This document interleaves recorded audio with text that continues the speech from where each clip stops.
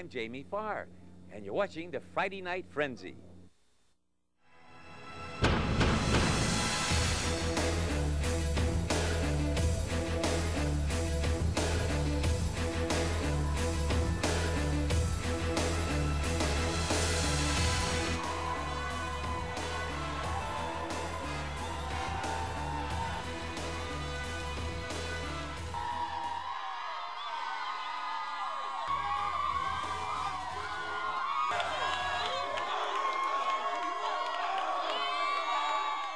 All right, here it is, week 12 of the Friday Night Frenzy. I'm Eric Harbert, and that's it, just me. Last week was our final week of live bands in studio. This week we'll take a look back at some of the best. But first, it's round 2 of the playoffs, and we start in Division 2. The Central Catholic Fighting Irish went through a tough inaugural season of the track, losing only to Whitmer and Findlay in league play. 2 Division I teams. That experience helped them last week as they blasted Olmsted Falls, but a much tougher test tonight. Central playing Avon in Fremont. Veterans Day honoring the veterans right there. Irish up 7 in the first half. And Mr. Touchdown, Amir Edwards. Where is he? He's coming around the outside, and is he going to get in? Yes! Blasting his way into the end zone, eventually for a touchdown. He was stopped at the 1, makes it in. Irish up 14-0. Avon's Justin O'Rourke, though, hits Jacob Mullins, and they score 28 unanswered to go up 28-14. Third quarter we go. Amir Edwards, again. The man just scores touchdowns. He gets another one. Central within 7. We got a ball game. But Avon liking to air it out. This time, Justin O'Rourke, the bomb to Mark Eckert. He's behind the coverage, and he's in for the touchdown. And this is not a replay. Same to O'Rourke. To Eckert, again behind the coverage, and again in for a touchdown. Avon, too many weapons. They take down the Irish 49-28. Third quarter was crucial. You know, obviously started out real bad for us. You know, you battle back to make it 28-21. You're hoping you have a chance, and they come right back to their go-to guy, which is what you should do. Great season for the Irish and Coach Dempsey. All right, Tiffin Columbian playing East Cleveland Shaw in Sandusky again. First quarter, Shaw on offense. Jonah Boyer picks it off, returns it. Will he go for a pick 6? How about a pick 4 to the 4-yard line? That leads to a Jack Jacoby 1-yard touchdown, blasting his way in for a touchdown. Game tied at 6 after a missed extra point. Later in the first, third down for Shaw. Ben Davis, oh, a slobber knocker. The huge hit. That's a quarterback with the hit. Forces the punt. Columbian capitalizes. Jacoby from 3 yards out. That made it 13-6. Jacoby over 1,200 yards rushing on the year, and he's doing it short yardage too. Tornadoes the ball in their own 5. Boyer on offense this time takes it 95 yards. Bye-bye to the house. Made it 21-6. Late third quarter now. Boyer again.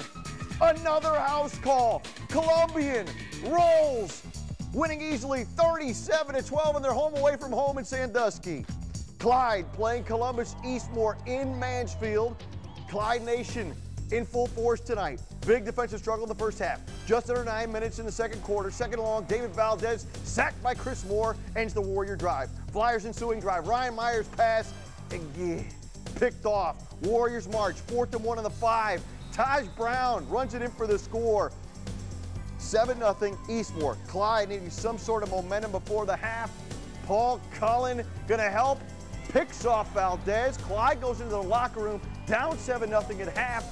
Problem is, they fall. The Flyers eliminated 14-12. It was one of the best rivalries in Northwest Ohio until it became one-sided. It seemed to fade into history.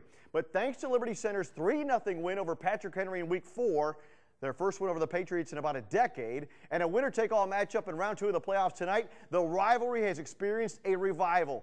Unbeaten Liberty Center playing Patrick Henry in Perrysburg, standing room only.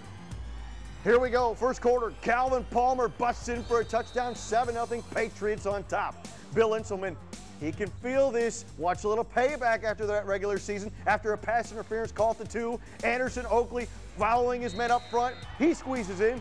14-0 Patriots at half. How about some shirts and skin? No, it's chilly. Put a shirt on, son.